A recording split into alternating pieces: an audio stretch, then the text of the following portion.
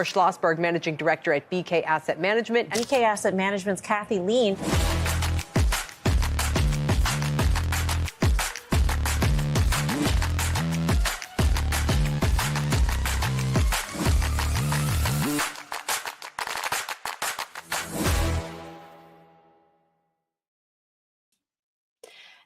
Hello, everyone. Good morning. If you're here, give me a thumbs up. You can hear me, see me, everything's going well.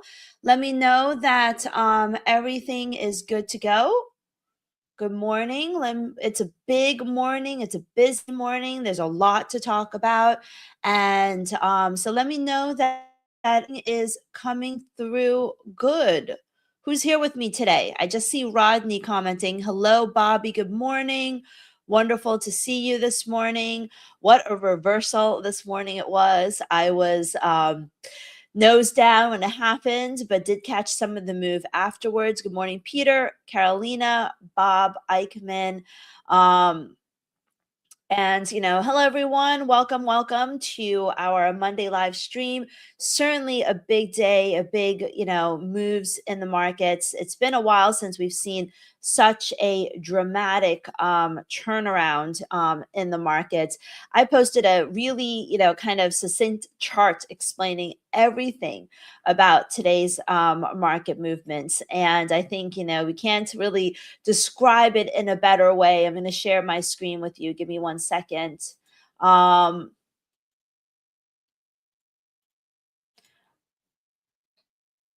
Take a look at this. This is basically today's price action explained in one chart. Over the weekend, Trump issued a 48-hour deadline to Iran to reopen the Strait of Hormuz, or they're going to hit the power plants. What was interesting is that there were attacks on the energy facilities in Iran. There were reports of widespread blackouts, so it may have happened. And then right before, the 8th. Maybe it's earlier than that, around 7:30 or so. Dow futures jumped, verticalized 1,600-point recovery after Trump basically said that he ordered the Department of War to pause all strikes on Iran for a 5-day period. And so he says that they're subject to the success of talks. Let's see if we can find this post here. I don't know if someone. I know that here it is. Okay, I just want to let everybody know that Iranian media and Iranian officials said there is no communication. Well, Boris, I'm getting to that. Okay, I'm getting to that. That was going to be after I read that, so I'm getting to it. All right, don't worry. If you actually followed my post over here, it says Iran says there are no talks, only retaliation threats. But let's see, let's read this. I am pleased to report the United States and country have had over the last 2 days very good and productive conversations regarding a complete and total resolution of hostilities in the Middle East. Based on the tenor and tone of these in-depth conversations, I've instructed the Department of War to postpone any and all military strikes against Iranian power plants and energy infrastructure. So it's not an end to all strikes. It's just an end to postpone any strikes on the Iranian power plant. So first off, that is a very significant comment, because it doesn't mean that the missiles are going to stop firing. The missiles just won't be firing on those power plants.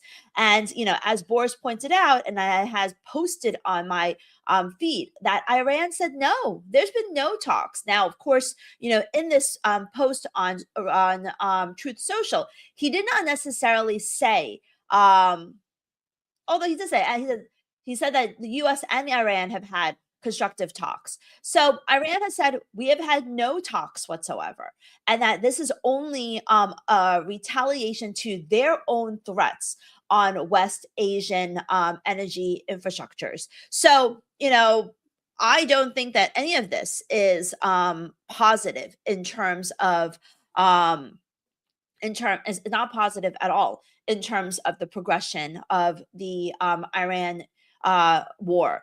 West Asia, for those of you that are not familiar, is often the term that's interchangeable with Middle East. So really what Iran said is that they had threatened Middle East energy facilities. And as a result, Trump backed down. The biggest risk that everyone had been talking about all weekend for the Middle East was really an attack on the desalination plants, where they basically produced clean drinking water in the Middle East. And that if they had attacked the clean drinking water facilities, that, that would be a very, very serious situation for the Middle East. So either Trump is, bending to international pressure or market pressure. Either way, it seems like it is that pressure that is causing him to back down and not positive negotiations with Iran. So, yes, stocks have soared today. Dow futures, if we look at the 15-minute chart, huge, beautiful, dramatic recovery. And it seems like it's coming back, but I don't trust this move. We're still in the overall downtrend on a 4-hour chart. We still got a lot of moving average resistances. I don't trust this move because it's not really based on anything concrete. Now, it is a relief that the U.S. may not be attacking the power plant facilities in the next 24 hours, because the deadline was actually, I think, 4 p.m. Eastern time on Tuesday. So at least it seems like that immediate threat is removed, but it could come back, right? You and I have all watched this movie play out, where Trump will say something and then back off of it. And so if he's not happy with what the Iranians are saying and their denial of talks, he could come back and say the threat is back on. I have no idea, but right now the market seems to be relieved that we've got a 5-day pause, or so it seems, and that single-handedly caused the reversal in the markets. And also tells you that the number one driver of market movements is headlines. And, we had walked into this week expecting that. I think I did a video on Friday that I talked about how there's no major U.S. event risk on the calendar this week. The Fed meeting last week was the most important thing. We don't have anything like retail sales, inflation, or non-farm payrolls. The main thing was the PMI numbers from all the other countries. And so, the headlines was going to drive the markets. And clearly the headlines is driving the markets, and it's going to continue to drive the markets. But it's not the only thing that is driving the markets. The other thing that is having a big influence in the markets is the shift in interest rate expectations. And I want to show you this. I want to show you how this is the CME Fed Fund Futures. This is something that we look at often. And the market, is the current interest rate is 3.5 to 3.75%. That is the current interest rate in the CME Fed Fund Futures. So the CME Fed Fund Futures current interest rate is 3.5, 3/4%. So in April, the market is thinking a 91% chance of no change. But look at this. Where did the rate cut expectations go? They're gone. Now the market's pricing in an 8% interest rate hike. And what's even more dramatic is if you look at the end of the year. At the end of the year, the market, remember, right now interest rates are at 3.5 to 3.75. And so the market thinks there's only a 7% chance of an interest rate cut in 2026, and that there is a greater chance, it's not huge, but it's like a 25%, 27% chance of a interest rate hike by the end of the year. So the greatest consequence of all of the Iran war is that even if it ends quickly, the energy that facilities that have been attacked will take a very long time to come back online. It could take years before those before those oil facilities are rebuilt. And because it could take years before those oil facilities are rebuilt, we could seriously be in a situation where, the oil shock resonates in the markets.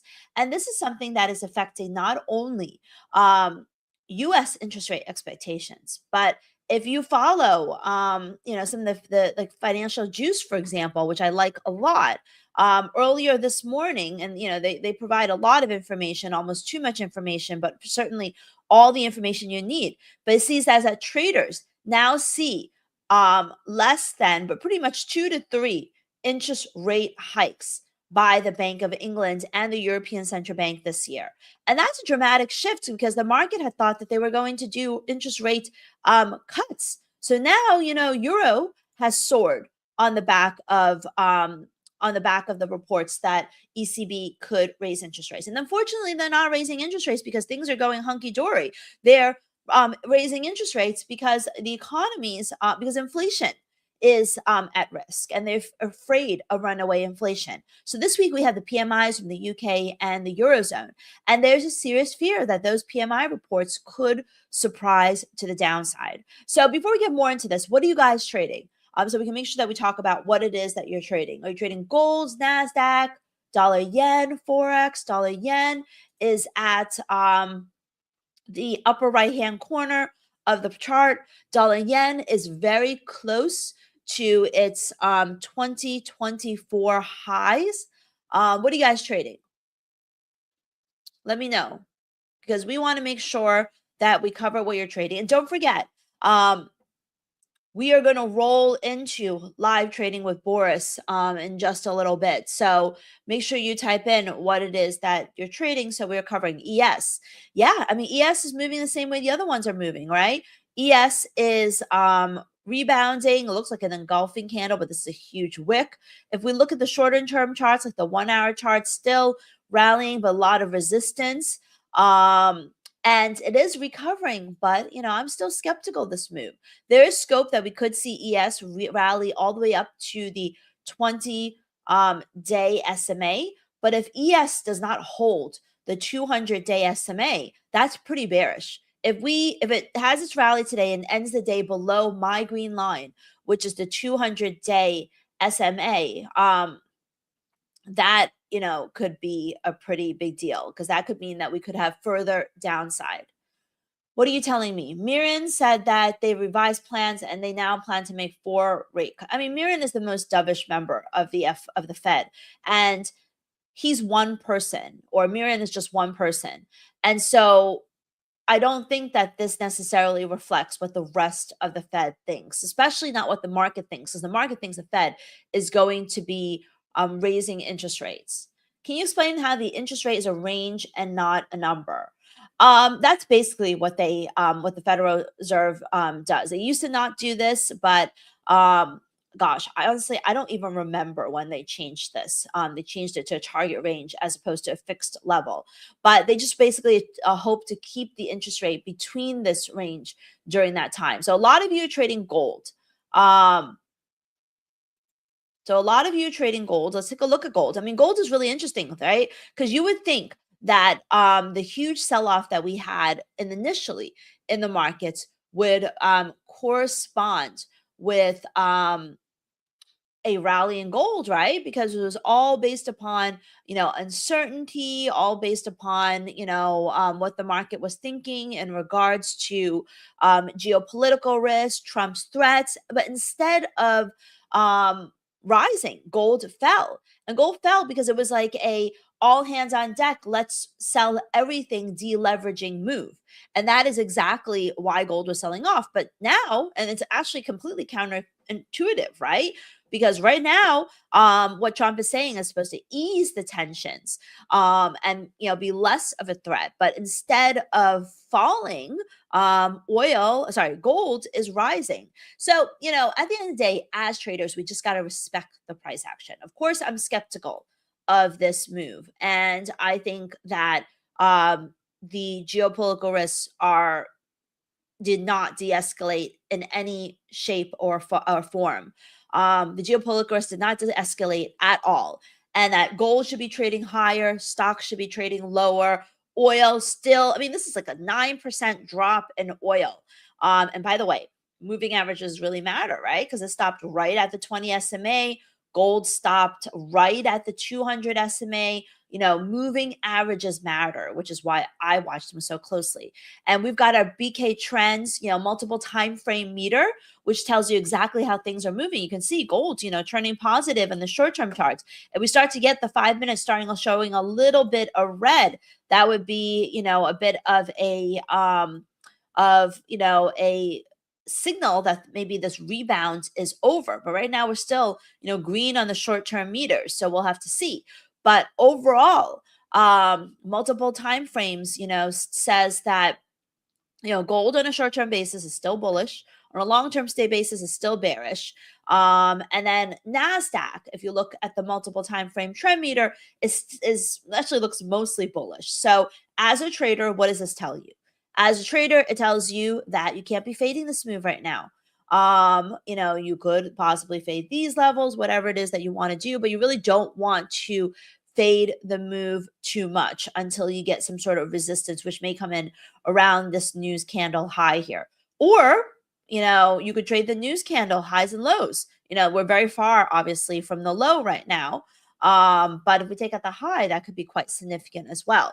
Once again, I don't think that enough has changed. I don't think, especially with Iran denying that there's been any talks, I don't think that any of this is positive. But you'll have to see. We'll have to see how we have to respect the market's price action, even though, I am mostly skeptical of today's moves. I'm very skeptical of today's moves. If you want to get access to the BK trend multiple time frame meters, which allows you to be looking at the daily chart and knowing at a glance what the shorter time frames are telling you, or if you're trading off 15-minute charts, it also gives you a sense of what's happening on the longer term charts and what the trend is on the longer term charts. So it's a really, really great way to look across the markets and see, what is going on, because it does give, a really good sense of, what everything else, how the rest of the market, sorry, I just dropped my phone. How the multiple time frames are moving, and extremely valuable. So you can get this, if you are a BK member or you use our code EDGE for any of your favorite prop firms like Ola Prime, Lucid, Tradeify, Top One, Alpha, and BK Save for Apex Trader Funding. Apex Trader Funding has not ended its 85% off sale. If you take a look at this, it's still going strong, my friends. I mean, they say they put this 3 more days. And you use the code BK Save, you can get access to our trends meter. So you can still save 85% right now with Apex Trader Funding, which is great. Very low cost for those of you that are still just starting to learn how to trade prop. Okay, so now let's take a look at the eco calendar.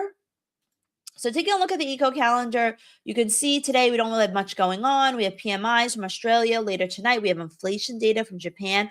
Now, a lot of this data was from early February, so it's less market moving. Eurozone and UK PMIs tomorrow are the most important pieces of data on this calendar. I think they're going to be ugly. I think they're going to be weak. I think it's going to take the steam out of the euro and British pound rally. We also have US PMIs, which is far less important. But when you got nothing going on from the US, it's going to be a little bit more important. We have Australian inflation data on Tuesday, which should be hotter. RBA is talking about raising interest rates again this year. UK inflation data also expected to be hotter on Wednesday. We do have a lot of UK data this week, even though we don't have much US data. Thursday, we have the weekly jobless claims in the US, inflation data from Japan. And then Friday, we just have, revisions of University of Michigan Consumer Sentiment Index and UK retail sales, which are expected to be weak. So a lot of the data is expected. A lot of the data, like for the UK and the Eurozone, and less so for the US. But of course, it's going to be hands down the market's appetite for risk, the market's appetite for US dollars. I mean, let's take a look at how the VIX is doing. The VIX is it popped and it's retreating. It's actually a huge dramatic reversal. I mean, it rose all the way up to 31. And then off of this whole Trump headline, it's, back down to 23. So it's a pretty big move in the VIX as well. So many Wall Street brokerages continues back to Fed rate cuts, but I mean, they're slow to move. I don't necessarily think that the Fed is going to raise interest rates because I think it's going to be more of a drag on the economy and hurt things more than anything else. But the market is pricing in no rate cut from the Fed this year. So that is a possibility. Any account giveaways, that is something we should be doing. We should be giving, we have a bunch of Apex accounts to give away. And so we definitely should be giving away some accounts, but I'll leave that to Boris to do. Liam asked, what does it mean that Japan is considering intervention in oil futures? I think they're talking about it. I don't think it's realistic because, it's a market that I don't want to say they are a small player in, but I think if anyone's going to have a meaningful impact on intervening in the markets, it would be the US, which is not happening. And so, I definitely think that I don't think you should make too much about it. I think it's more likely that they're going to provide support for their people, I guess, is a better way to do that. So make sure if you want these BK trend meters, make sure that you take a look at a description of things. I'm actually gonna try something different today. I actually would like, if you guys are enjoying what we're doing, I would really appreciate it. We're gonna take an initiative and we're gonna try to put some, Trustpilot ratings onto our BK Traders channel. We have if you go on Trustpilot, this is not us. We have no ratings. If you like what we're doing, I want to start building this up. Please type in BK Traders and let us know. Let the world know. You love Kathy or Boris. You love Boris's Pass the Prop. If you're part of my market timing course and you're really enjoying it, or the Total Edge course, please write a review because this is going to help us, in the long term. That's the least that we ask for you to do. It really makes a difference. So please, if you got a moment, take some time, even if it's like 2 or 3 sentences, we really appreciate that. All right. Any other questions? The markets are really kicking. If we look at dollar yen, it's definitely making the Japanese uncomfortable. We had Japan's currency person come out this overnight and say that they're watching the volatility in FX. They're trying to do more verbal intervention. It's a serious, because what happens is that the weakness of the yen drives up inflation in an environment where inflation is already up. So it's definitely, problematic. But it's moving because of the dollar and not because of the yen. So it's really based upon the market's appetite for dollars. So in the near term, I think euro is going to pull back. I think pound's going to pull back because I'm expecting some weaker data this week. I'm still bullish gold. But it's really more of a risk appetite trade. And then in terms of the indices, I'm still bearish the indices. There could be a little bit more rally, but I don't believe any of these headlines. What do you guys want to talk about? Let me know in the chat. Who's this guy? Boris is going to come on and he's going to live trade with you guys. The market open is happening soon. Here it is saying that, Trump, German chancellor told Trump about worries of attacks on Iranian power plants. The world is not happy with it. And, the markets opened significantly lower in Asia and Europe before he made his comments this morning. So it is definitely something that, I definitely think he's bending to either market or international pressure. How did you get into the fundamental part of trading? Very good question, Liam. It was pretty much, where I started. I started at JP Morgan Chase, and I started on the I actually started in the FX market making desk, but then I quickly moved to the prop trading desk once JP Morgan merged with Chase. And we focused a lot on fundamentals and how one market correlated with another, which is why, oftentimes I'm showing you the oil chart and the NASDAQ chart. We can see what it looks like right now.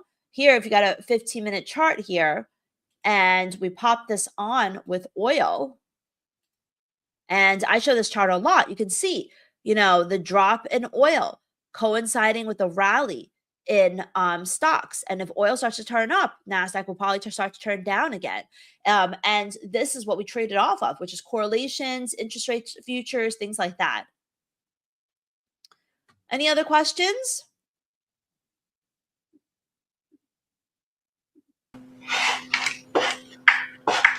What's that weird background noise for us? Welcome.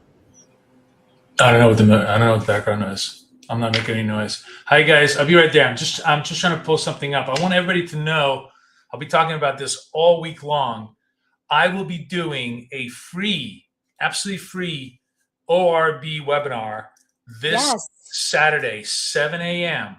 Everybody who's listening to me on YouTube today, if you really want to find out how to trade this and make money and have all the tools at your fingertips, I spent the whole weekend making 5 sets of MT5, MT4 trading view tools for you guys to trade with. I'm going to give them all to you in this webinar if you come join me. So let me just give you, I'm going to give you the link to register right now. And I really hope to see everybody there. All you need to do is register. You don't have to attend, because if you register, the thing will be videotaped and recorded, and you can watch it on demand. So the only thing you need to do is register, and you will have access to this information. It's really, really cool. Yeah, let's try to, let me show you this, show you exactly what's going to be covered. Hold on one second. See if it'll open up. Oh, it opened up in my other browser. Hold on.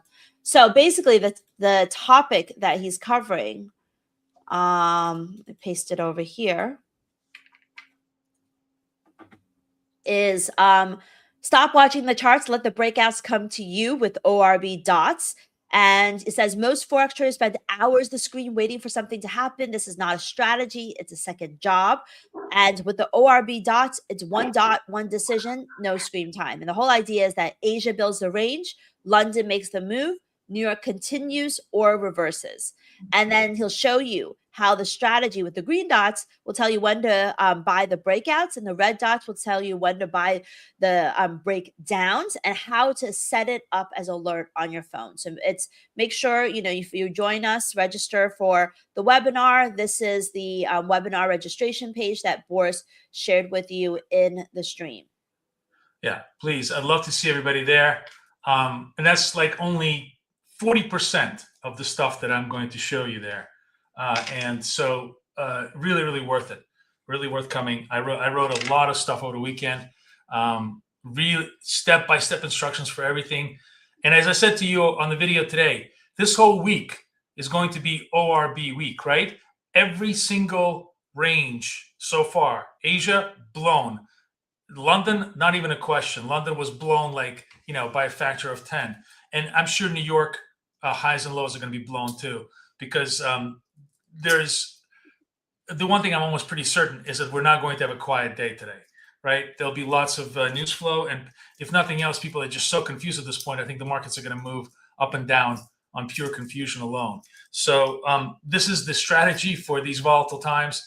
Great for you guys to learn it and to have all the tools to put in place. So everybody who's watching us, if you're new to the markets, this is literally the simplest, easiest, most newbie-friendly strategy you can possibly have. So please come join us. Okay, love to have you there. All right. Any other questions? Do yields move before Forex and gold? Typically, they do. Typically, they do move before Forex and gold.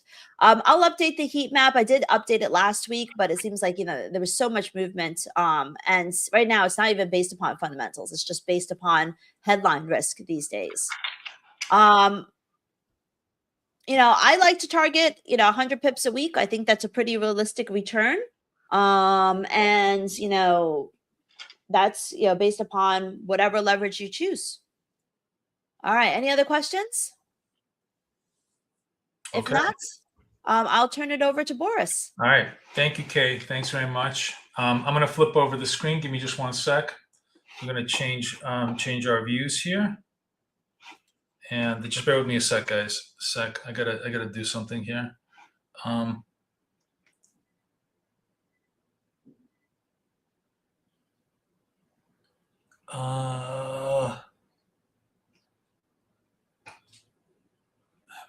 That's RB.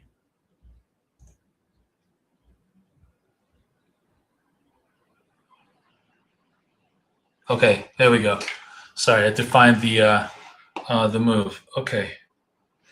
All right, we are good to go, right? Everybody's good? Okay, let me minimize this. Everybody sees this. Where's the link? I just put the link in, my friend. Let me put it in again. Hang on. I'm putting the link in. I'm going to pin this link for you. I'm pinning this link. This is the only link I want everybody to click to register for my webinar. Hang on. Let me pin it. How can I pin it? Hang on. Sorry, guys. Bear with me. Bear with me. Bear with me. Bear with me. Damn it. Okay.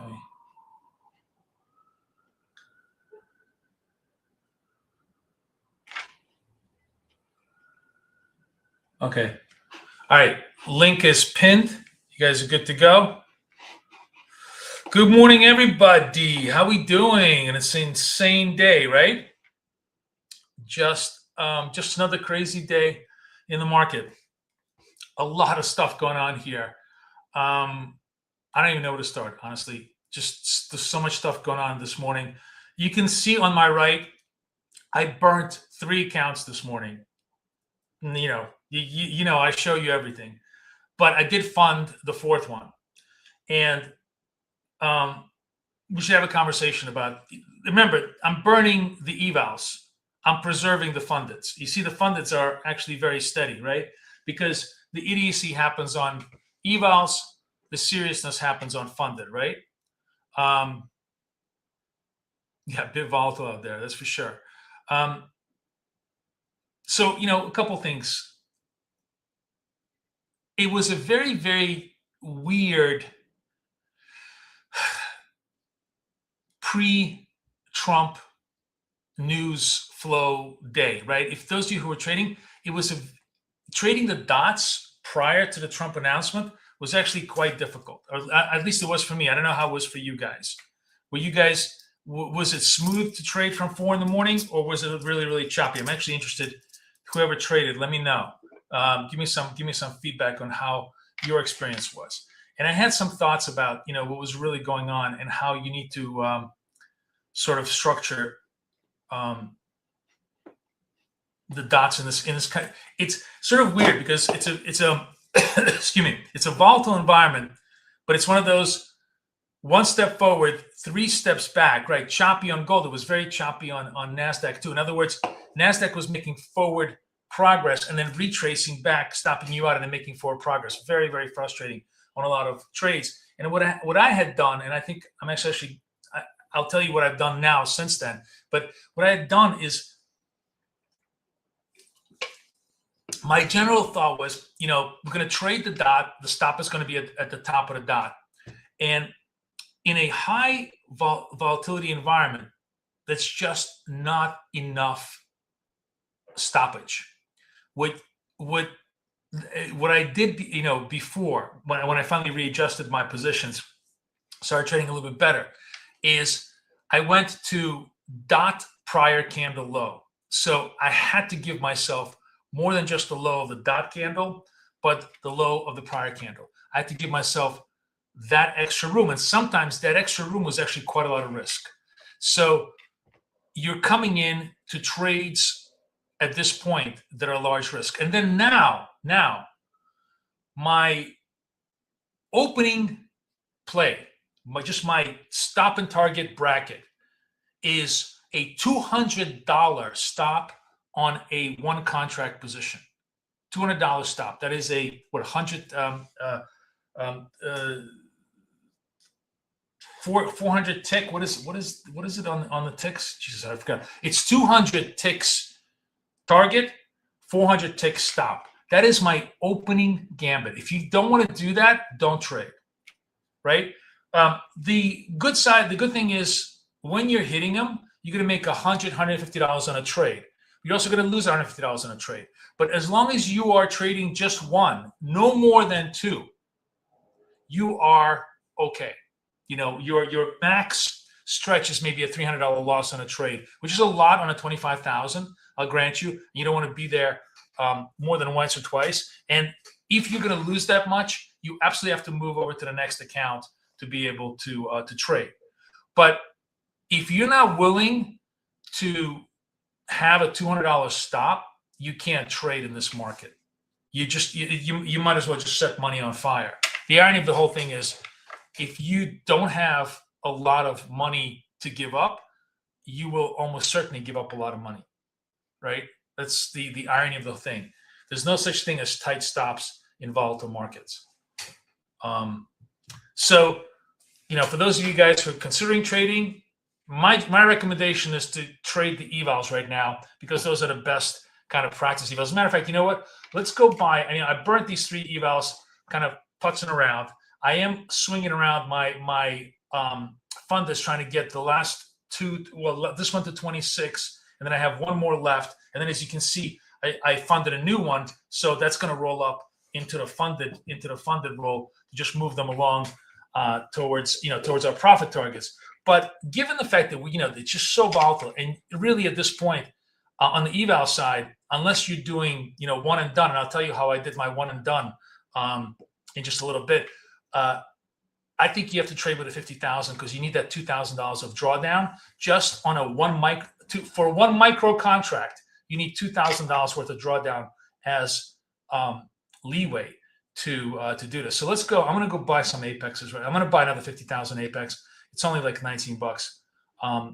Come do it with me, because where's this? Again, I don't buy end of day. I buy trail, because I really don't care. We should be able to make money on the trail, but you can buy end of day. Make sure you use BK Save. All right, I'm going to take this off screen so you guys don't see my credit card info.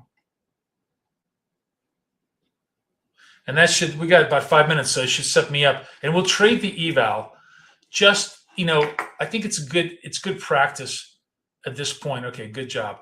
It'll take a second. We'll, it'll set up. We'll trade the eval. So here's the reason why I like to buy Apex in this kind of environment. It's $19, right? Lucid is a great deal, but it's $65. Your chance of you're either going to win or burn it, right? Chance of burning is 50-50. So the expected cost of Apex is like $10, right? 19 times 50. Whereas at Lucid, it's going to be like $37. So it's just not worth it, in my opinion. Because this isn't a steady as you go kind of a funded thing. The other thing that's good is, of course, on Apex, we can do a single trade fund. And I'll tell you what I did with a single trade fund. This is, by the way, I don't think I'm going to do it here today unless we have another piece of news. But in a day when you have Trump headlines, right? Any kind of Trump news, when you have something like this, right? This type of price action, it is actually incredibly easy to do single trade funding, because all you need to succeed in a one trade, one fund type of structure is flow, right? We need unidirectional flow for nothing more than 30 points. I actually screwed this up because I forgot that you're supposed to do 2 NQs, 156 ticks, no stop. And I did 1 NQ. So what happened is I actually did 25,700. And then I was like, you know what? This thing is going more. And I went in second lot, and the second lot went another. So basically, I actually did twice the work. The thing went 70 points, because you see, these were a couple of 100-point candles. All you're looking for is the confidence that once you get a dot, there's going to be like a 30-point extension, one way or the other, or 30-point downside extension. It's not by any means guaranteed, but when you have these big blowout candles, especially when you know the situation, it's very, very easy to do. Why are you using code EDGE? Sorry, for Lucid. I'm sorry. I thought you were talking about, yeah. Okay, that's great. Yeah, Code Edge gives you really good. No, Lucid is great. I'm all for Lucid. You guys should definitely get it. I'm just, I don't want to. We only have room for one broker on the panel, and I'm going to trade this one broker today. I'm going to trade, as always, trade Apex with you guys because that's our guys. But be my guy.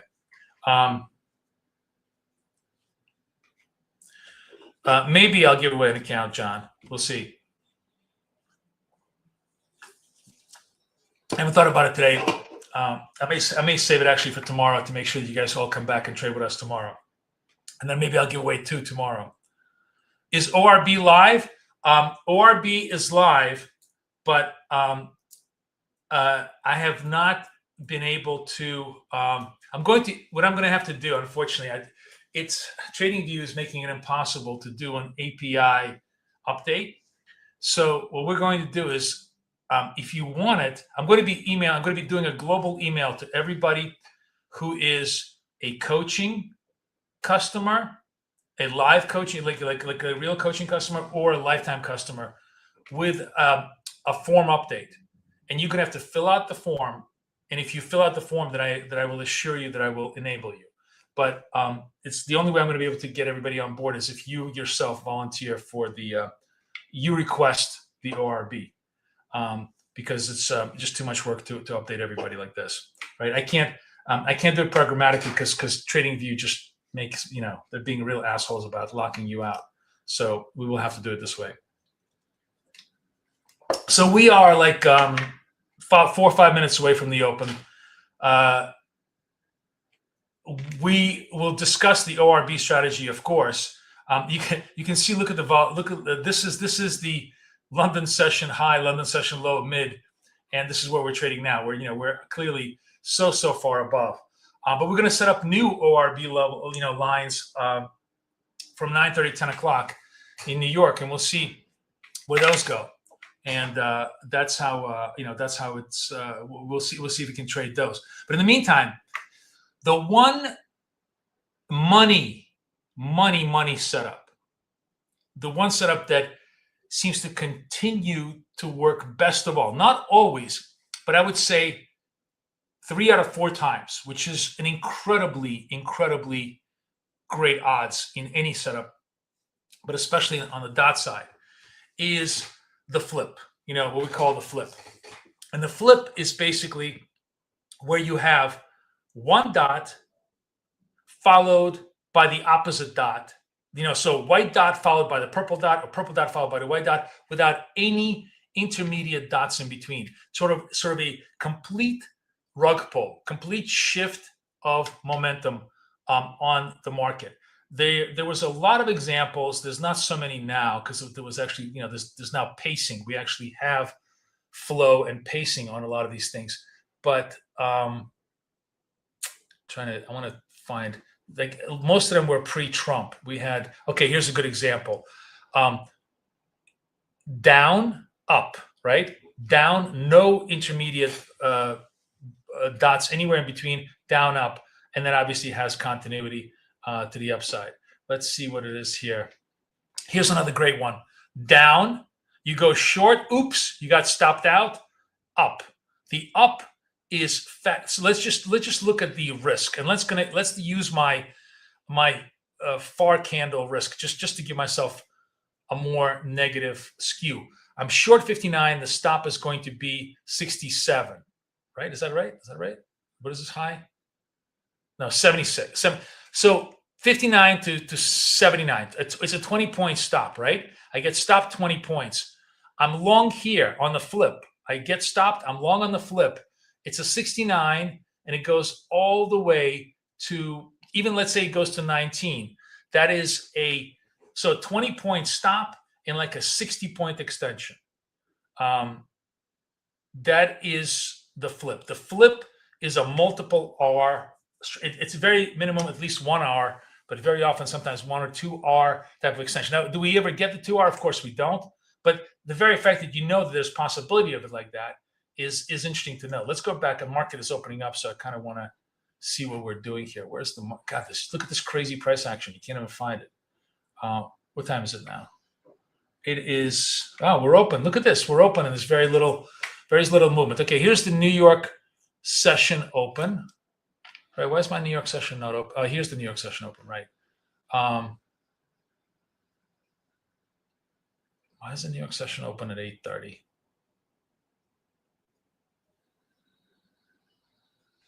What's going on over here? I think we need to, I need to adjust my New York session.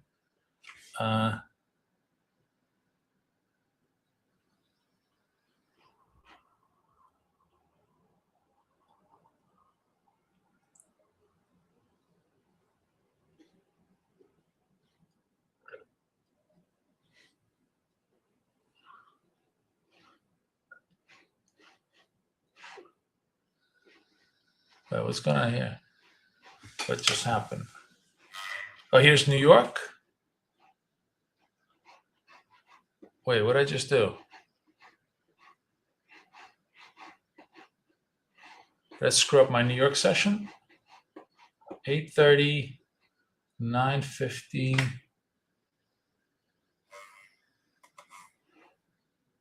I guess this is the New York session opening up. That's right. I want the New York session to open up like at 9:30, right? Yeah, here's the New York dots ORB putting us there. Why is my New York session not printing? Okay, I guess I'll wait.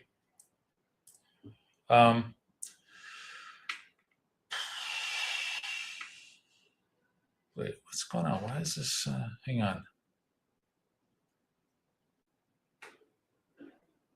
Yeah, okay. This is, I guess, this is New York, right? 5 minutes into it. Maybe, I think the problem is I should.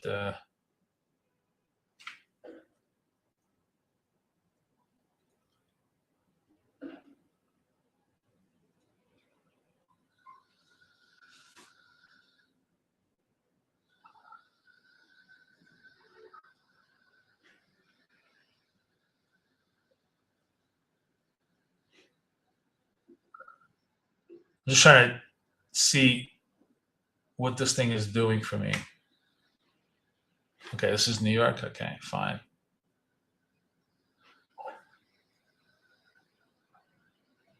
Yeah, there's a 5-minute gap. That's fine. Okay, New York session actually is opening up very, very quiet. 5:41 to 4:35. I guess all the price action kind of happening early. Here's what we got. Let's see if I got my eval account set up so we can trade a little bit of the eval, a little bit more. A little bit more here. Yeah, we'll take the 301 account, right? We'll trade the 301 today just to start out, to get everybody warmed up. 200, 100, $200 stop, $100 target for now, and obviously all of it adjustable. I'm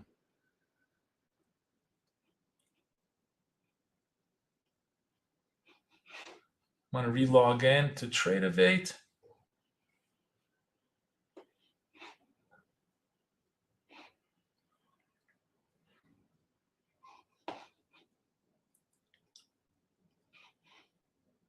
Okay, so here's what I'm looking for.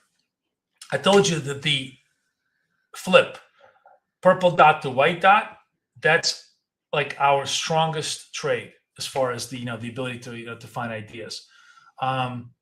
So we will we will look for that as we can.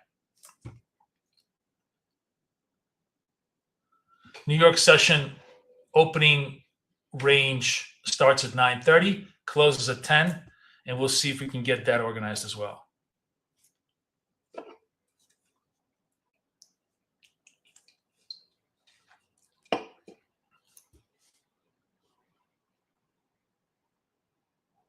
It's really interesting how we just completely died, huh? On the move. Now, I will say one thing. I think it's going to be, I would be shocked if the London session, which is massive, 2,700 to basically 1,000 points, right? London session is 1,000 points, is going to get broken. I don't think it's going to get broken. Wait, what happened here? What did I just do?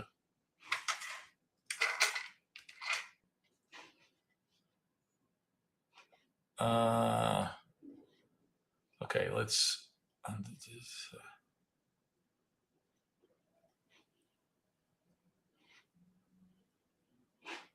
Leave.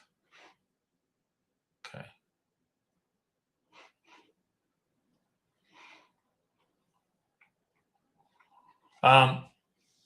Okay.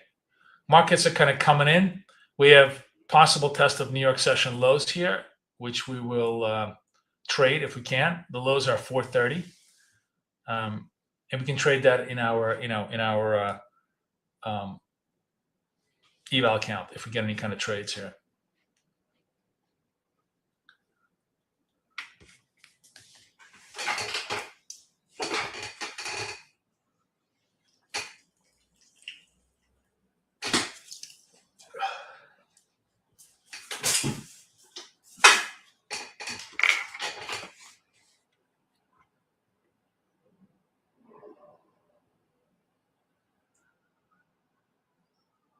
How's everybody doing? What do you guys trade this morning? What did you guys trade? Did you trade last night? I'm just curious. Is everybody just watching the markets? Are you guys getting shellacked? How's your experience been? Everybody's super quiet today. Nobody's talking at all. Say hi to me at least. Give me a +1. Tell me you're alive. I want to see somebody having a pulse in the room today. It's been a crazy day and nobody's talking.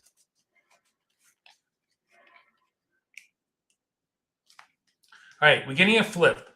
Not the kind of, not the perfect flip because obviously there's dots in between. So, but if we get a white dot, worth a shot. I'm going to try and see if I could get this. What is this? What's the breaking news? What's going on here?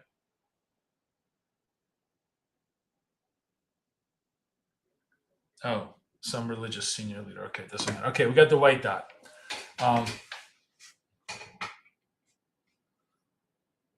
Gold got crushed today, right? I haven't even looked at gold today. It just got absolutely crushed. We're going to trade gold tonight for our friends Ola, but it definitely got crushed.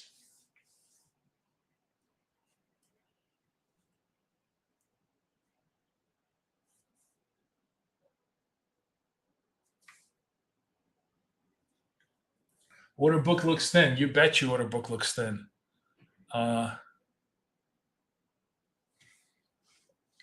Yeah, Asia was tough. I mean, Asia was really, really tough.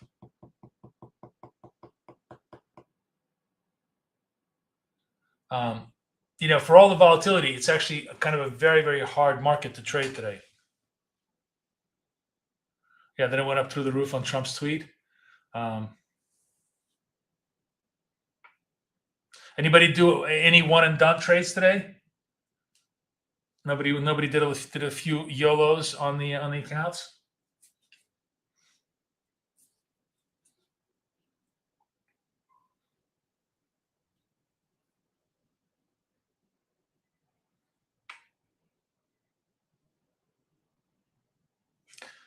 All right, I'm watching. I'm trying to see if I get a.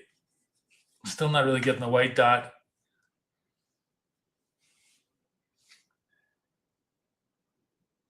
New York session is actually very subdued. 431 to 551.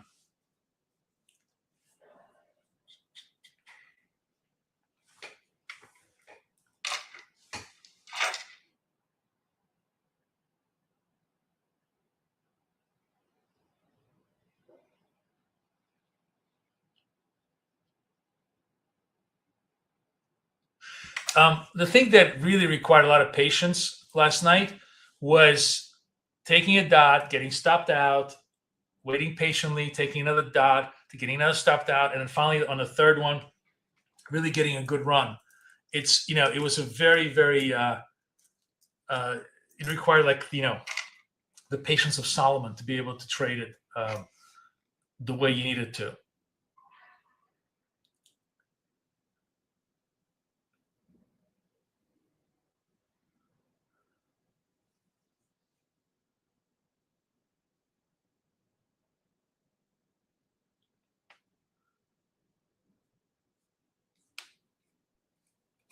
30-minute range is bigger than the New York open range. As you can see, New York range is inside the 30-minute range. So really kind of quiet markets.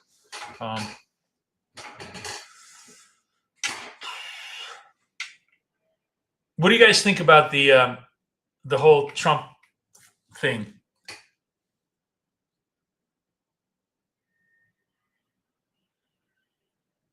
I don't think they're negotiating at all. I think it's a stall tactic until he gets the Marines inside.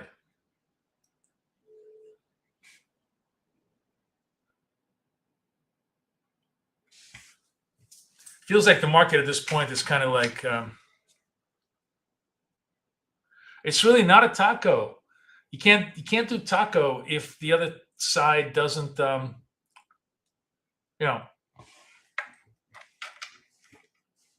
doesn't stop. And I don't know what he would have accomplished. I mean, like if you were to stop now, what did he accomplish? Literally nothing. I think it'd be considered to be a loss. It's like it'd be like, I would say it'd be one of the most humiliating military defeats of American power in a long time. The very fact that these guys survived is a defeat of American power. It's just really, it'd be horrible. I think it's a stall. I think they have guys on the ground who are surrounding Carg Island, and they're trying to get some leverage. I don't know.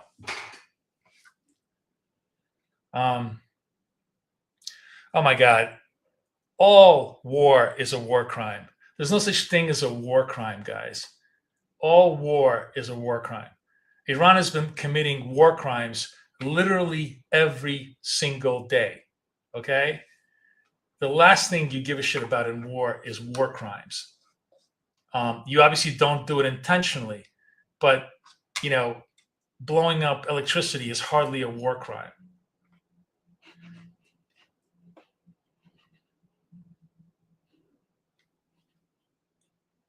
Did you know that we literally specifically targeted civilians during World War II for literally 6 months straight? Okay, we're going to go long this thing.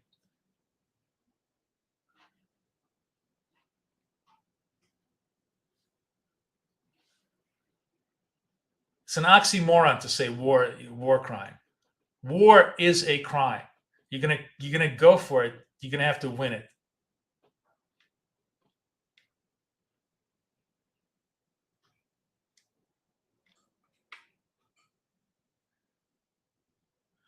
Yeah, I think so, but we'll see. All right. Anyways, here's what I'm trying to do here with these dots, which is very, very wide, and this is why I'm trading the evals, because you got to give yourself so much room to breathe. You can't use the dot as your stop point in this kind of volatility. You have to use the candle back, right? Like this breaks down here. Obviously, we're absolutely wrong. But in order to survive just look at this, the 30-second retrace and decline, I got to be all the way back there. That's my only, adjustment and tactic right now.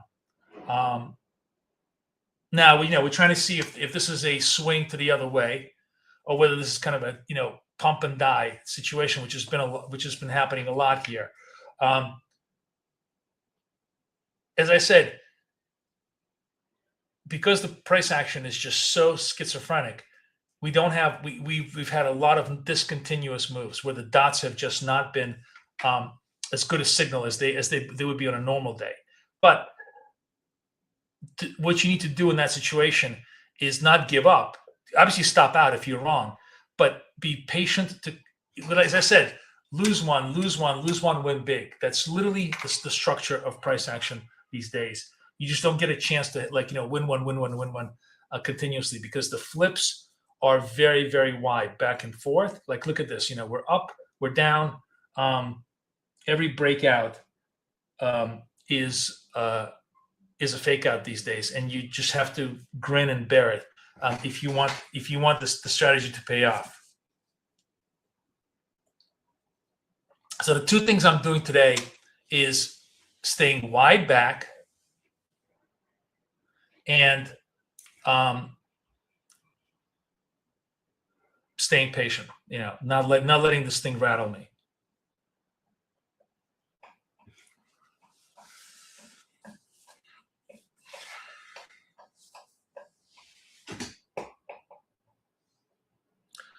Yes, Piscapa, what are you talking about? Spot on. Sorry, which part of spot on are you agreeing with me on?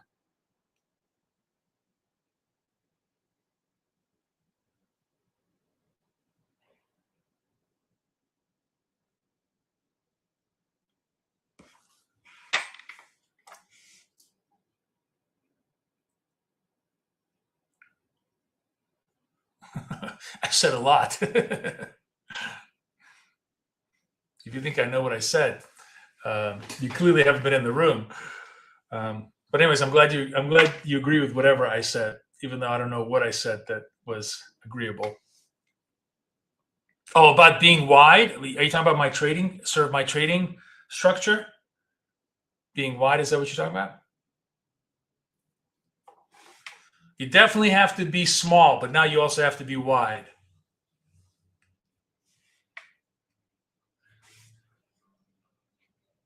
Oh yeah, lose one big. Yes, that's literally you have to, if you don't have that in your mindset, you're just never going to survive this market.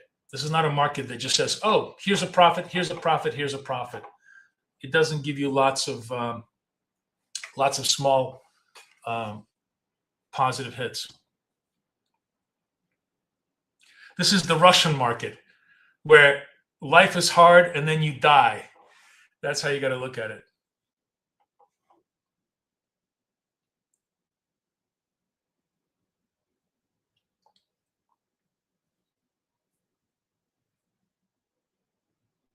All right. The other thing that drives me nuts, and again, you just have to grin and bear it, is you could be in a trade, right? Like right now, and it's neither winning nor losing. It's kind of like, up and down, maybe a little bit negative. And then it turns, we haven't accomplished anything, and then we turn the other way. And even though you're like, you know what, this could be a fake purple, you have to respect it. If it gives you the opposite signal, you got to stop and you got to go the other way. And even if that means it's going to flip around and trade the other way, it doesn't matter, because this could be, if I'm right on, white to purple switch, this could be the nice big switch. And you can't triple guess yourself in these things. It is very, very choppy. And sometimes, it is like one stop, two stop, three stop. And had I stayed in this one, I would have been able to realize my long. But it doesn't matter. You got to take the structure as it comes, because if you do miss the flip, you're going to be really pissed.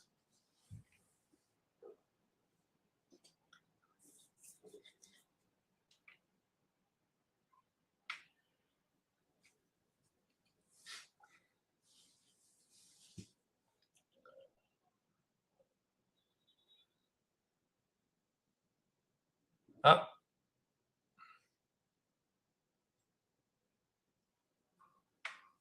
Look at this two-way vol. You just got to grin and bear it.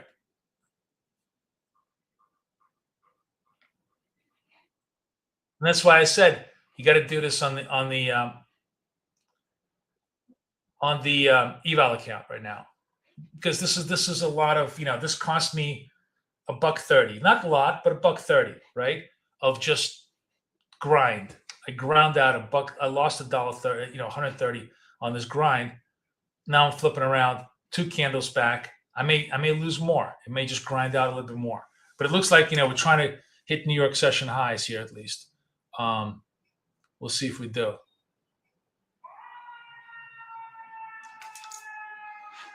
And what I need to do, I think on my dots ORB,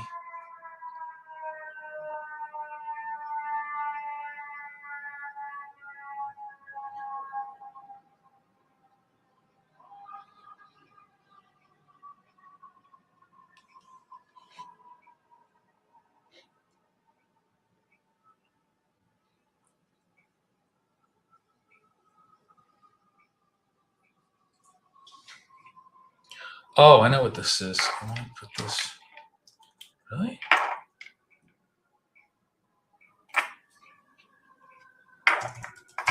16, is that right? What's going on over here?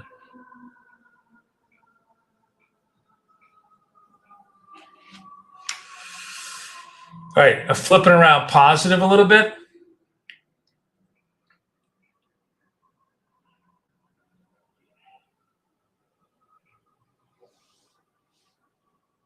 I don't know why this is not showing me New York session highs. Something with I went to the UTC structure and I can't get myself organized on like it. The side arrows are correct. Yes, fire truck. Test London highs. London highs are like way up here.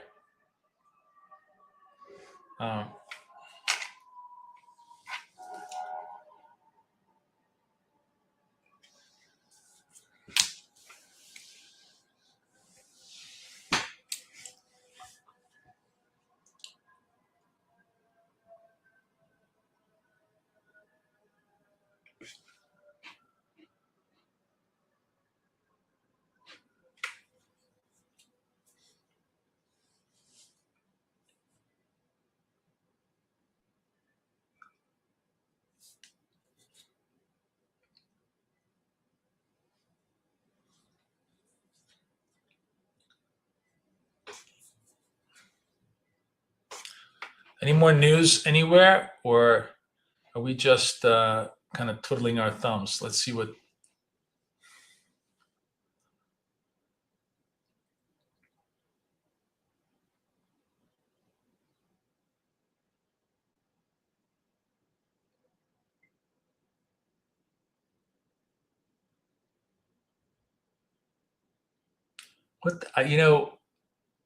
You gotta just wonder what the fuck he's talking about, right?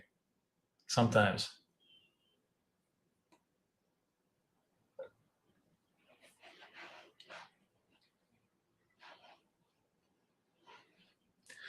All right, he's really pumping it. Maybe the market is going to start listening to him. I'm going to add to this position.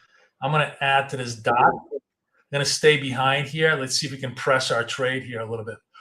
See if we can make fresh session highs here. Run it maybe through the 600s at least.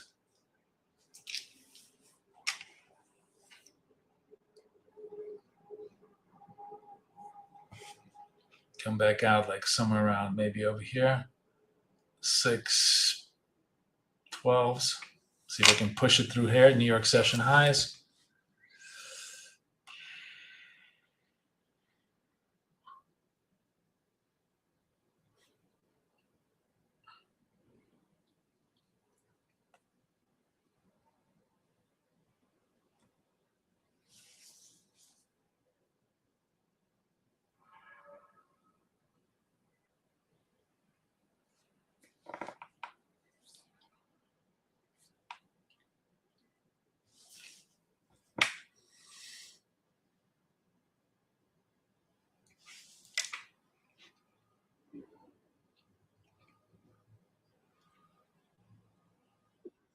I took off one just because it started to slip. I'd rather just lock in a little bit of profit, come back over here underneath here, trail this out. It's either going to work, not work. Again, choppy market. We've got to stay patient with it. Can't be greedy with everything, much as I want to be at this point.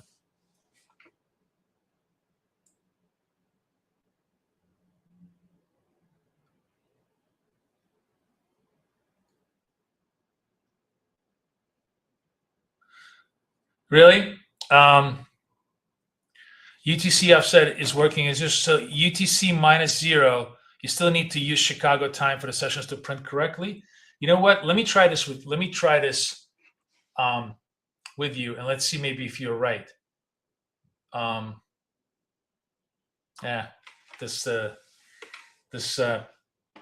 going to stay here, see if I get a little bit more, but we're clearly weakening on the move here. Let me see. I'm going to go to, let's do this. Where's the times? Okay, So let's do ETC 0. Asia will be, let's say we're going to do Chicago time. Let's just see if I'm right. 17 to 155. And then we're going to go to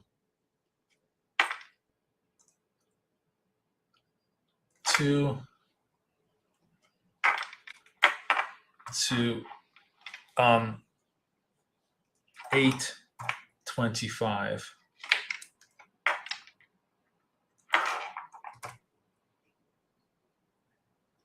And then we'll go to 8:30.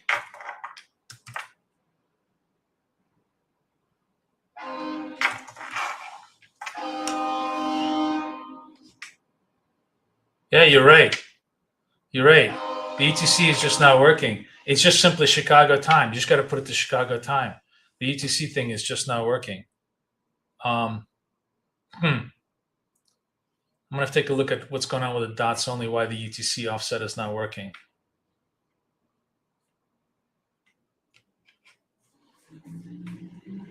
I wonder if I could just simply just code it for Chicago time always and just leave it at that. Or maybe what's happening is that TradingView is adjusting UTC individually on everybody's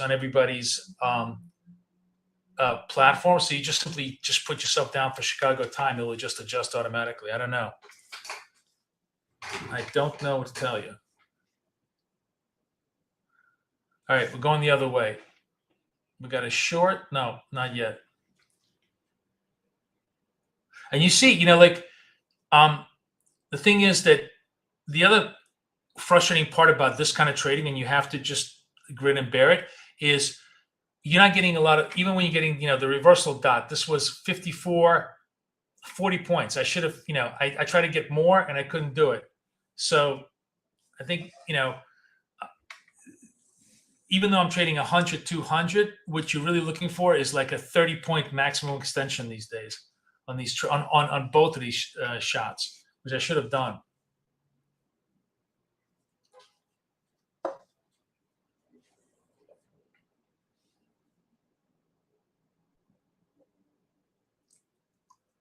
Back to bleeding a little bit on the eval.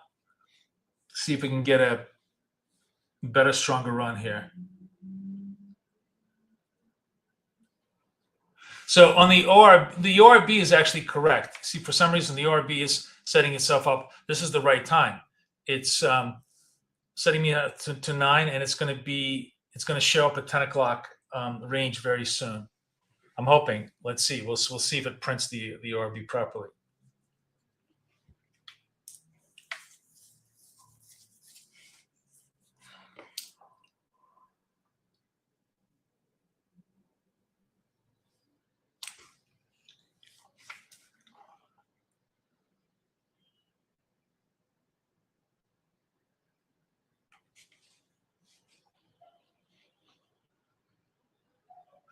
You know what I did? I made a tactical mistake. So again, you have to be one candle back. This was the buy candle. I should have been here. I moved my stop too close and I got clipped out. Okay. Let's regroup. Let's in this kind of market, it really becomes so important to have your tactics. The size has to be small, but tactics it's really the tactics that kind of win you or lose you at this point.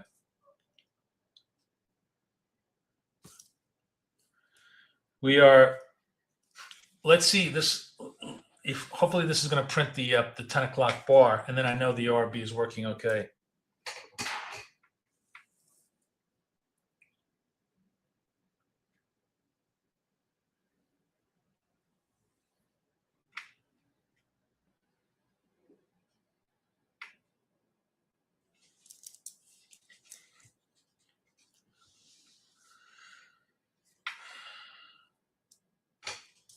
There we go. The ORB is working okay. I'm going to buy this. It's actually ORB break and a white dot break. And we're going to stay underneath here, right over here.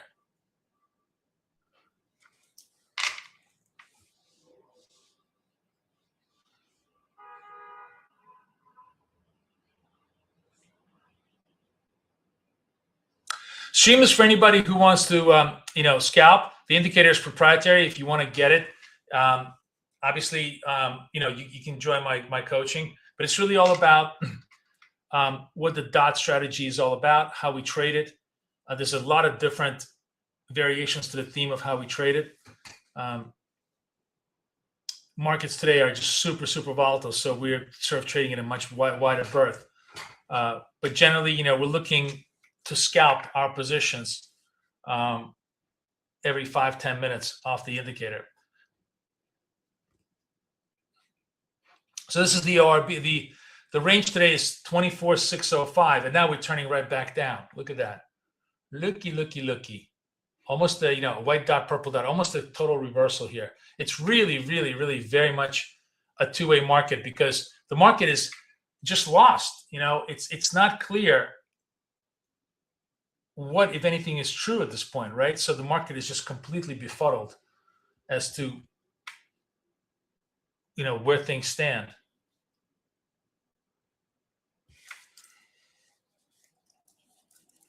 So neither side has any real conviction, and that's why we're getting so much two-way flow. And we get that. It's very tough for us because even though we're getting breakouts, we're not getting continuity. We're just getting retraced a lot. But all right, so far the dots are holding. 59 seconds left. Still haven't cleared that upper level of ORB, which is 2605. Which is what we would need to do to confirm a New York open range break.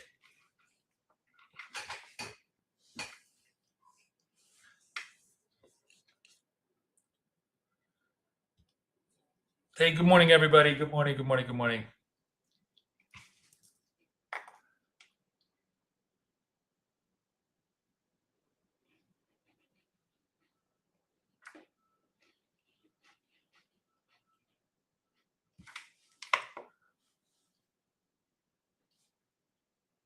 So still staying underneath the New York ORB right now, the highs. That 600 seems to be capping things for now. But we just broke through it, broke through the upper end. Where's the VWAP? Where's my VWAP? What's going on over here? Is VWAP all the way up or down? I can't even tell.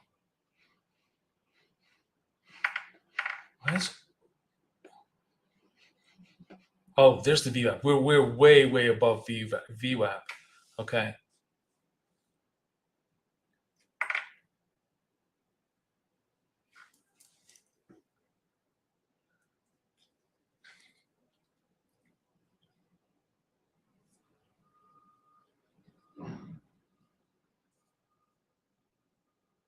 Yeah, down. So we're above. I just want to know where we were. If we're above VWAP, so we are. It's such a crazy day today. It's almost no rules, right? Because of so much vol prior to it.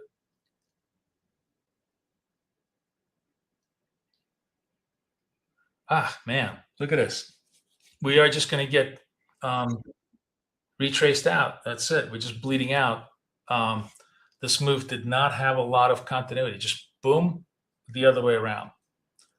This actually, we'll see if this purple dot holds. It could be a more durable signal. I'm going to watch this very carefully because a failure here at the highs of New York ORB could be significant.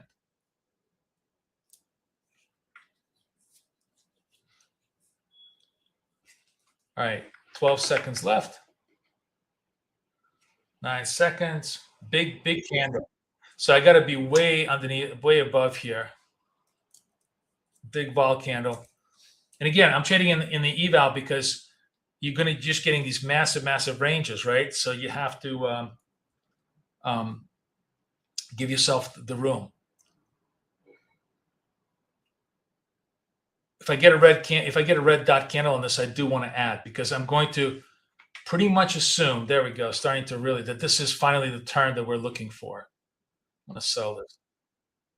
So I'm just going to give myself the confidence that this is a two structure trade. Let's see.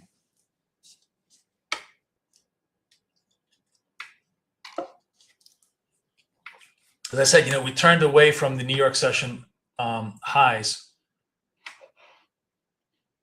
Very minimum, we try to go for the mids, but we might go down all the way to the lows on a turn here.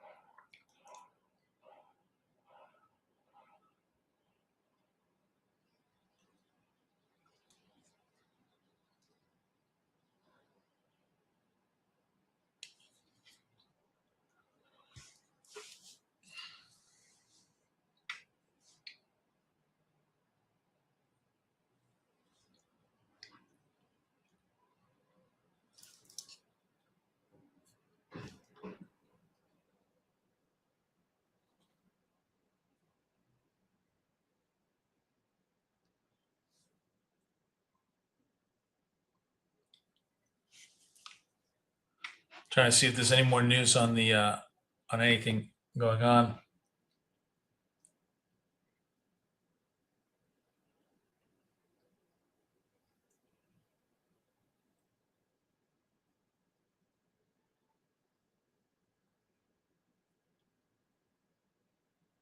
Strait of Hormuz will be jointly controlled. Will be open very soon. This works. Want as much oil in the system as possible. Oh my God.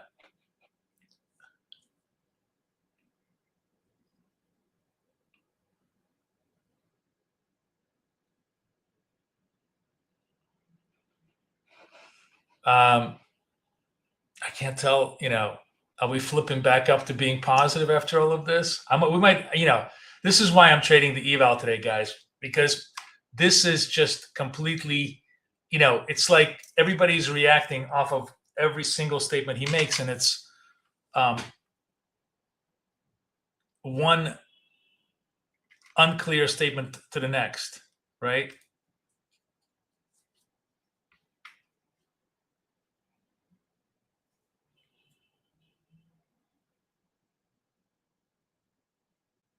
Like, here's the thing.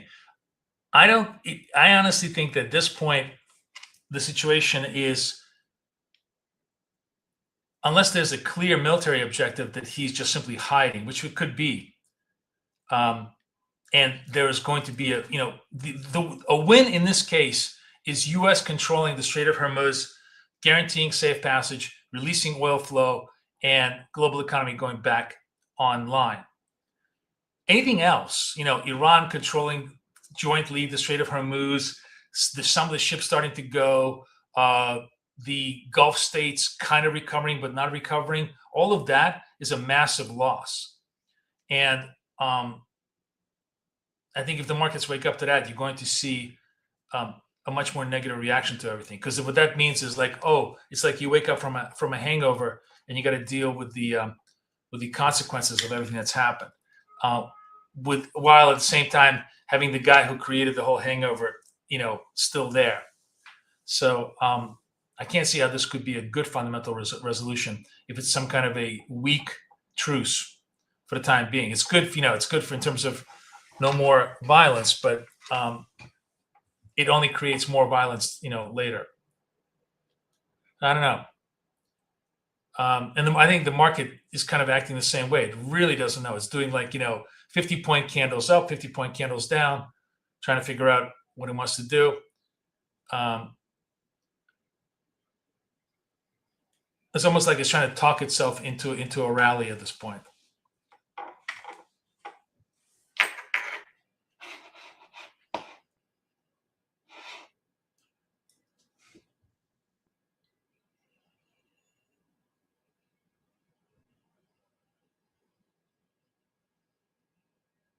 Liquidate your account, meaning you just burnt it, George. You just the the up and down yank jobs just finally got you down, and you were like, okay, I had enough.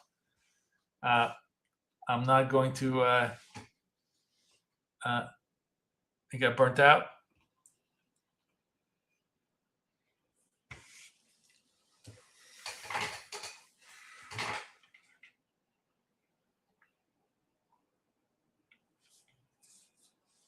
I'm just looking at you look at what's the continuity from the dot candle? 51 max continuity is like 20 points max, right? It's just very, very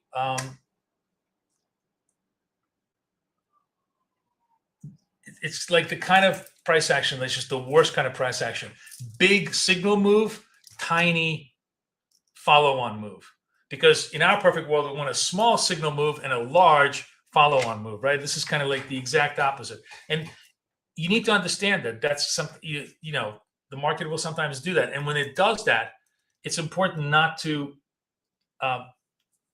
overbet to try to force continuity onto the market. You can't force it. Now we're getting reversal. By the way, this is a good signal. I think I'm going to exit out. I'm going to reverse. This is hopefully purple. This is the first purple dot, white dot, clean one, right? Maybe. Look at this. It's not even staying a white dot. Not even staying a white dot. The very last second, it wasn't even staying a white dot. Nothing is truly giving us a signal. It's a reversal flow that kind of died. Look at that.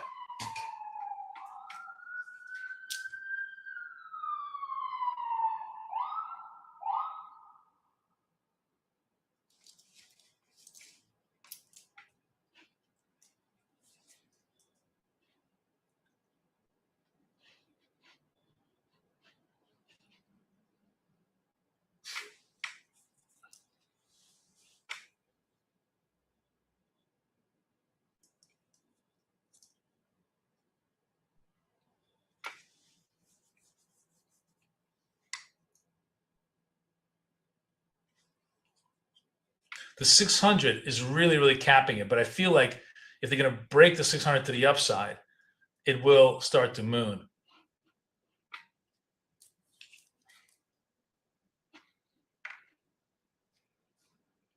Yeah, I know.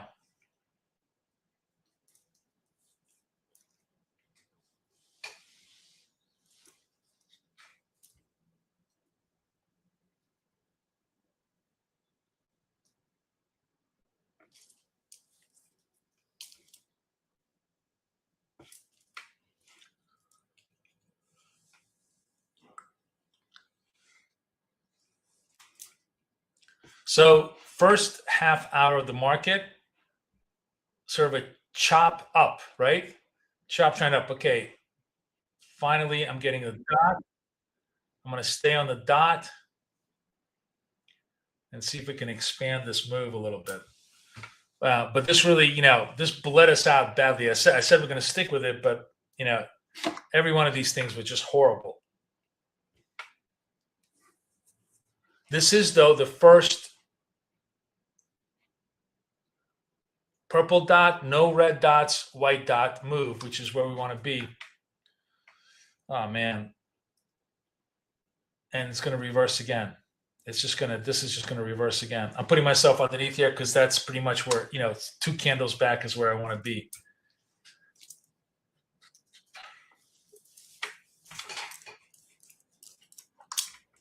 We're just really being led by us. This is why I'm trading the eval today. In days like this, there is very little to do because the risk is huge and the rewards are very few. You have to assume big risks on these candle moves with very little continuity. That's the key thing. It's like it's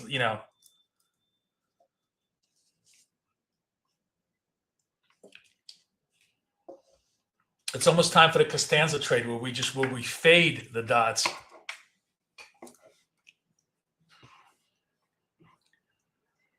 All right, we are through the 600 though, so that's mildly positive, and we are through these session highs here.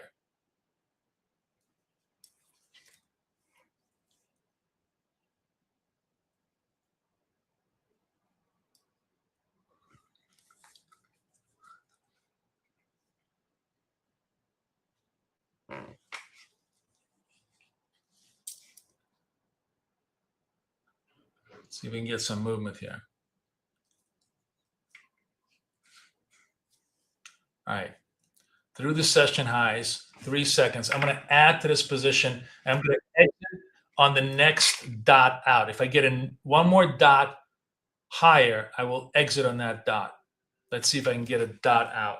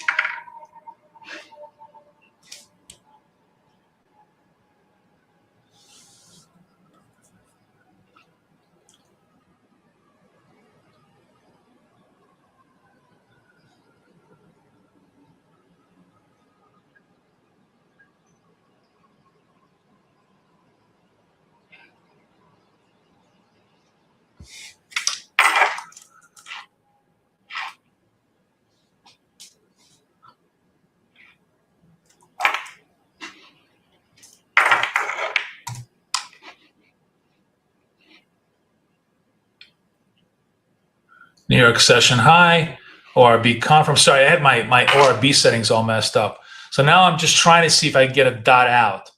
Is it going to just give me a little bit of a dot out here? Or starting to pop up a little bit. Come on. Rally, rally, rally. There we go. There we go. Is a dot. If this candle ends on a dot, I'll exit myself out on the whole thing. Very, very, very, annoying little trade, but at least, we recovered a little bit of it. It really not, it's kind of a Pyrrhic victory today. I'll be honest with you. Very, very tough to do anything valuable, but, at least we did something. So came in, exit out on this thing. Now we have a New York session high. Let's see if that holds. And if the New York session high holds, we'll try to trade that against, further highs to the upside.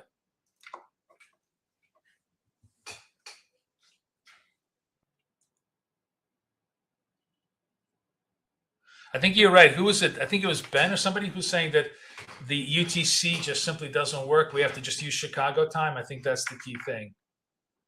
We just set ourselves to Chicago time. No, New York session high does not hold.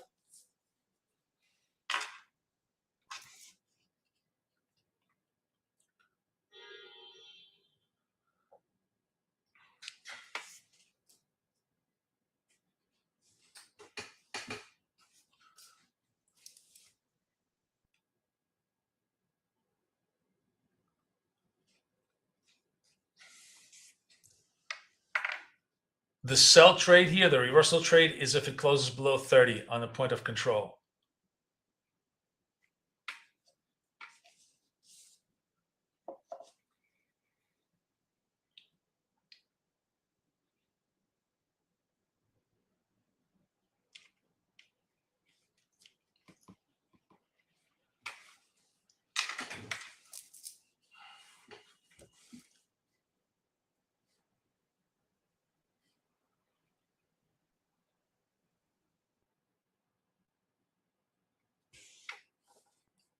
Still trying to trade the New York session highs. Haven't made it. We're going to trade it only if it makes a fresh New York session high, or if it breaks below. So it's got to break below 30.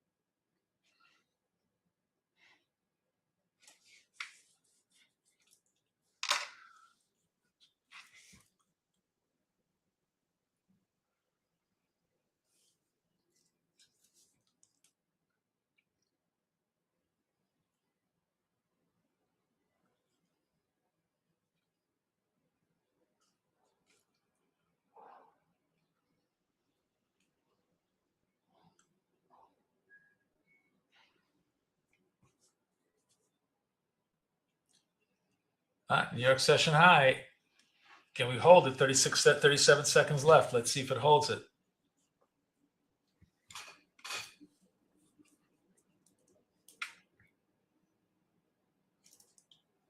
Who is it? Astrology. Did you say we're going to run the London session high? We're getting close. London session high is 765. So that's it could be a nice run for us if this works. I'm going to start buying this. Sorry, guys. Okay. All right. I'm going to be long this against stop probably over here into the trade. New York session high. Let's see if we break higher. I'm going to try to exit on the next New York session high if I can.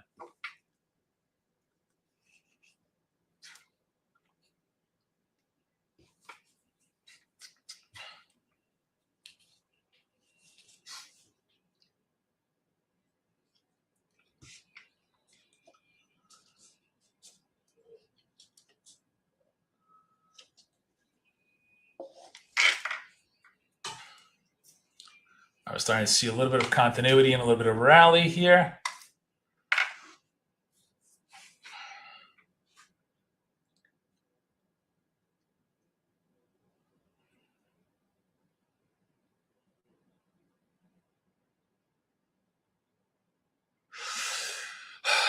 Okay.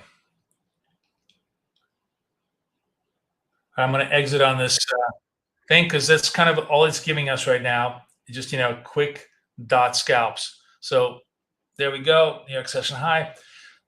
Reversal comes in at 51. If we break that, we'll try to take a reversal trade right now. But it does look like it wants to go a little bit higher, maybe to the 700 level. Finally, once it kind of broke through that 600 level, it did finally establish a little bit of a move.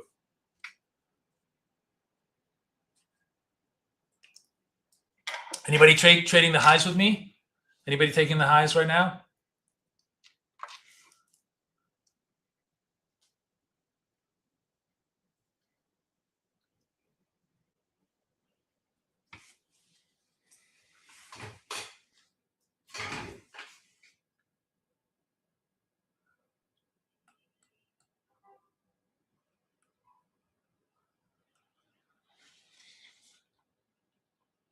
Yeah, just basically quick scalps off the highs. That's really the best trades in this kind of market are really around the edges, right? The edges and the edges. That's why the ORBs and the session highs are so interesting and valuable to us.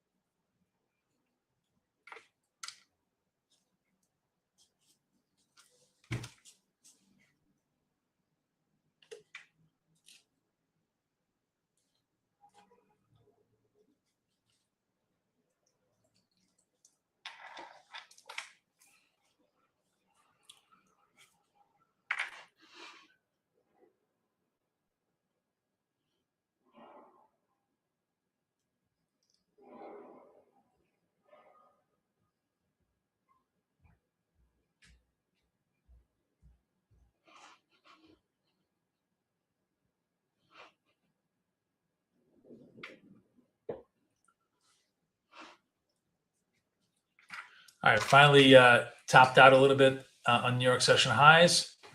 Let's see if they want to make a second run or we're kind of exhaust ourselves. This is the break. The point of control now is the 58 level. So let's see what it wants to do.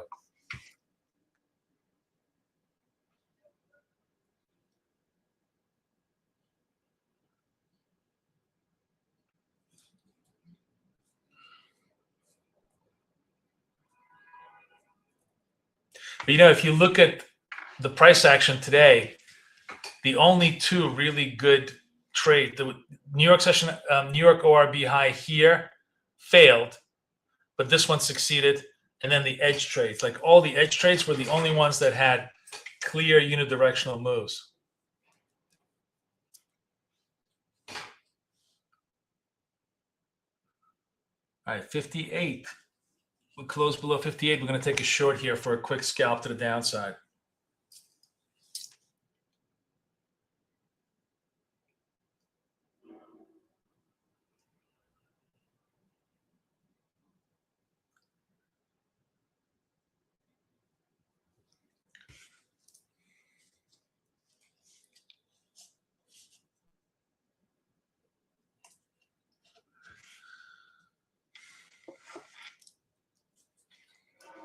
All right, breaking through the 58s. Let's see if we can hold it.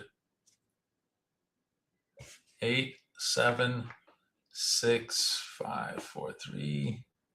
Sell. All right, we're going to be short this against the second candle over here. Just a quick, let's see if we can get a quick move over here, quick scalp.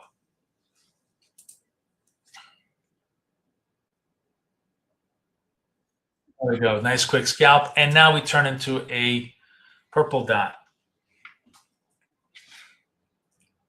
See if that holds. 33 seconds left. This is going to be the last trade for me, guys, because I got to run. I'm sorry. It's just a crazy morning for me. I'm going to be trading gold with you tonight, guys. So please come trade with me for our friends at Ola. I'm going to show you, and I have like a whole bunch of stuff that I'm going to preview for you guys for the ORB webinar with MT4 tools. So I'll be showing you off all those tools in the webinar today. If you're an MT4 and you're trading, CFDs, it'd be really, really cool. All right, we're going to take one more trade here on this purple dot against this move here, and let's see if I can just get a little bit more to the downside here.